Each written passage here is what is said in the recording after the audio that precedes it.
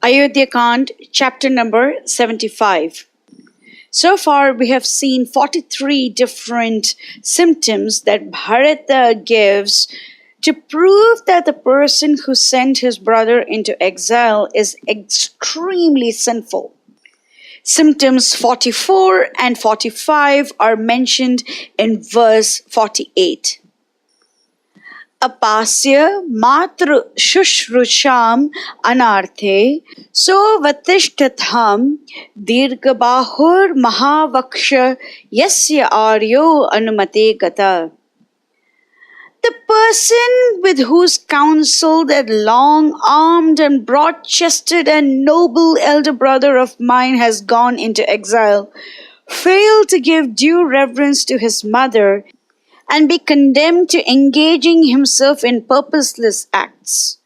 So this verse can be fragmented into three different categories. In the first category, he gives beautiful descriptions of his older brother, Rama. He has always been calling him as an Arya, as an esteemed person, but now he gives him two different epithets. First is Dirghabahu, and the next one is Mahavaksha. So Dirghabahu means the long-armed one, and Mahavaksha means the broad-chested one.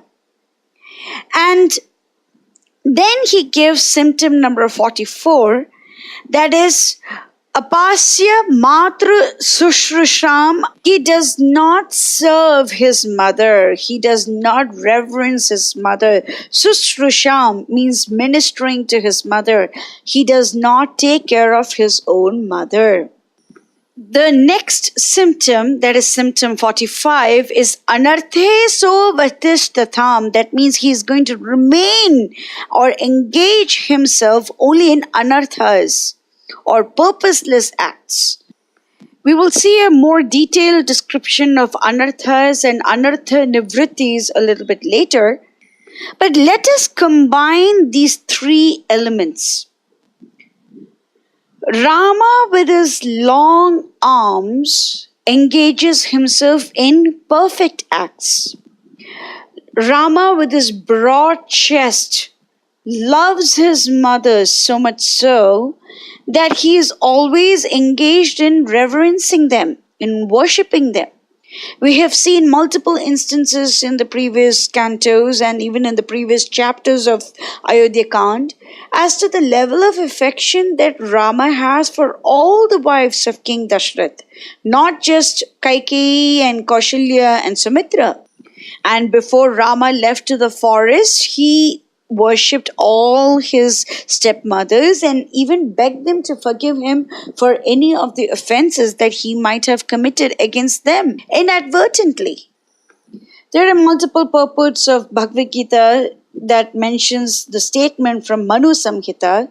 For example, in the purport Bhagavad Gita 16.7, Manu Samhita says that a woman should be given protection at every stage of her life. She should be given protection by her father in her younger days, by the husband in her youth, and by her grown-up sons in her old age. This is the proper social behavior according to Manu Samhita. Symptom 45 is dealing with anarthas. First of all, we need to understand what are anarthas. In Madhurya Kadambini, the third shower, Srila Vishwanath Chakravarti Thakur talks about the four different types of anarthas, and then he gives a detailed process of nullification through the final stages of sadhana bhakti. The four types of anarthas that have been mentioned are 1. Those arising from previous sinful activity, dushkrit otha. 2. Those arising from previous pious activity, sukrit otha. 3. Those arising from offenses against the holy name, aparadha otha. 4. Those arising from the cultivation of bhakti, bhakti otha. Anarthas arising from previous sinful activities fall in the category of the 5 types of kleshas. They are ignorance, false ego, attachment, hatred, and fear of death. Anarthas arising from pious activities are the addictions to the enjoyments which arise from pious action. Some sages include the anarthas arising from pious activities under the categories of the kleshas mentioned above. Anarthas which arise from offences refers to those arising from the nama aparads and not seva aparads, such as entering the temple in a palanquin or with shoes. Next are the anarthas arising from bhakti.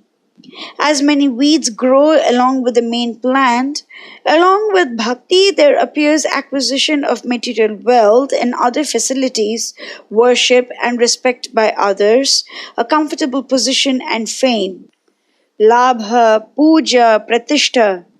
By their nature, they have the power to influence the heart of the devotee, expand and retard the growth of the main plant intended for cultivation. These four types of anarthas have 5 stages of anartha nivritti or nullification. First is partial, that is ekadesha vartini. Second is pervasive, which affects multiple anarthas, that is bahudesha vartini. Third is almost complete, that is praiki. Fourth is complete, that is purna. And fifth is absolute or atyantiki. By continued practice, with the appearance of nishtha, the eradication is pervasive, which affects multiple anarthas. With the appearance of bhava or rati, the eradication is almost complete. With the appearance of prema, the eradication is complete. With attainment of the Lord's association, the eradication is absolute with no possibility of their reappearance. The eradication of the anarthas arising from previous sin is as follows.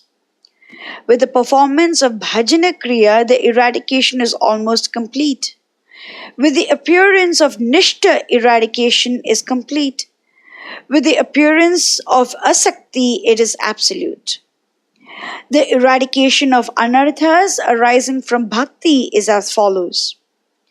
With the performance of bhajana kriya, the eradication is partial. With the appearance of nishtha, it is complete. With the appearance of ruchi, it is absolute. The wise, self-realized souls have concluded this by thoroughly considering all matters. Now that we have a better understanding as to what are the anarthas, we can understand that Bharata is saying that the person who is firm in his anarthas is never going to succeed in devotional service. Therefore, Bharata says that the person who has sent his brother into exile has not revered his mother and has condemned himself to being idle. Symptom 46 is mentioned in verse 49. Bahuputro daridrascha jvara roga samanvita sa bhuyat satat akleshi yasya aryo anumate gata. May he with whose counsel my elder brother has gone into exile possess many dependents without resources, be undermined with fever and disease, and be forever in distress.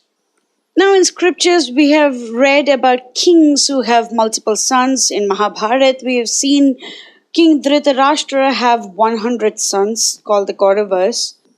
In Valmiki Ramayana, sage Vishwamitra talks about his grandfather having 100 daughters and his father King Gadi.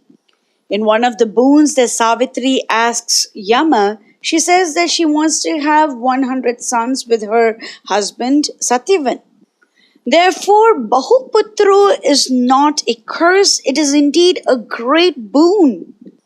However, when it is combined with other miserable factors, then Bahuputra also becomes miserable.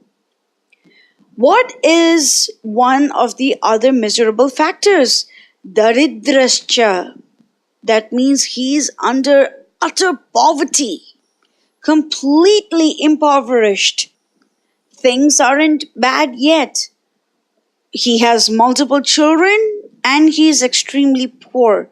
Okay, maybe he might be able to come out of it by begging for more resources or working a little harder. Somehow or the other, it must be okay. But Bharata adds another misery. What is it? Jvara Roga Samanvita. Jvara means fever, Roga means disease, Samanvita means suffering from fever and disease.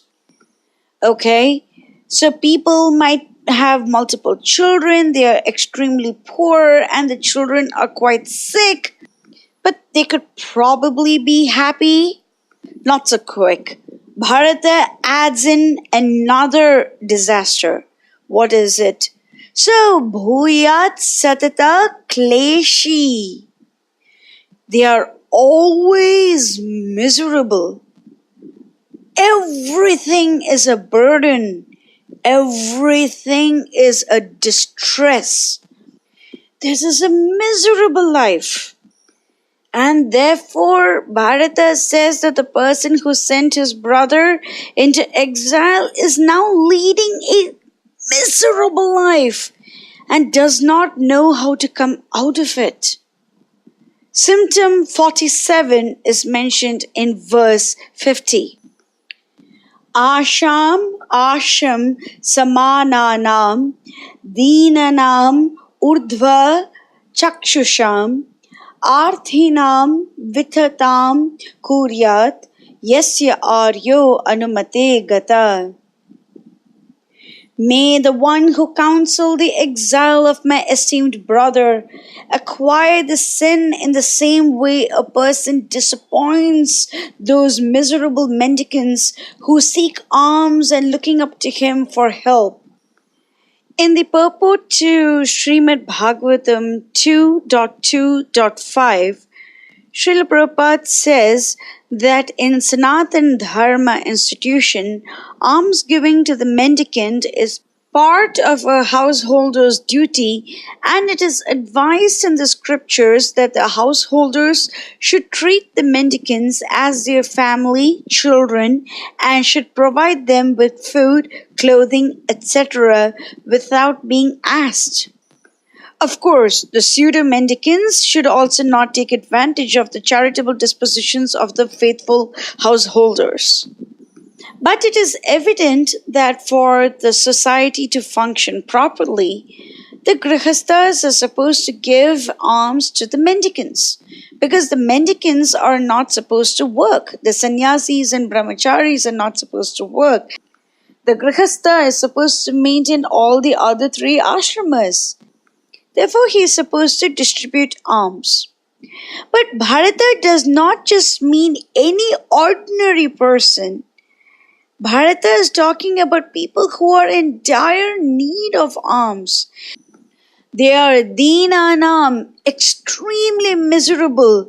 Arthinam, they are destitute. And they have their chakshu or their eyes looking up in hopes that they will receive alms from this house. So dashing another person's hopes, and more importantly, not following Sanatana Dharma, not following Varnashrama Dharma. As you can see, Ramayana is very strict on following Varnashrama Dharma. And Bharata's symptoms usually point out to the falsification of Varnashrama Dharma. And this is another example of the same thing. And Bharata says that the person who has conspired to send his brother into exile is like a sinner who does not give alms to the people who need them. Symptom 48 is mentioned in verse 51. Mayaya ramatam nityam parusha Pishuno ashuchi ragnyo bhitastvadharmatma yasya aryo anumate gata. May he who counseled the exile of my great brother acquire the sin in the same way as a person who is abusive, niggardly, impure, unrighteous, and always afraid of being caught by the king and lives by cheating others acquires. So there are multiple symptoms mentioned over here. The first one is abusive or parusha. Next one is pishuna or niggardly, that is ungenerous with money or time, or miserly or mean, etc. Next one is ashuchi, that is impure, unclean.